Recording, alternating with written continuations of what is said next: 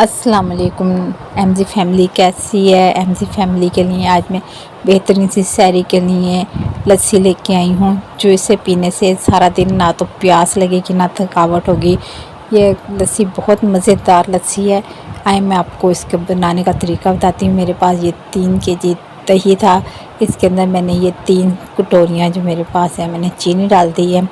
तकरीबन इसमें 4 से 5 चमचे बड़े खाने के आ जाते हैं। एक बड़ा खाने का चमचा मैंने नमक शामिल किया है। इसको मैं अच्छे से मिक्स करूँगी ताकि ये सारी चीज़ें इसमें मिक्स हो जाएं। एक गिलास मैंने दूध इस्तेमाल किया। दूध आपकी अपनी मर्ज़ी है, चाहे आप पैकेट का लें या खुला दूध ले लें। यहाँ मैंने पैकेट का दूध इस्तेमाल किया है। अब मैं अच्छे से मिक्स करूँगी।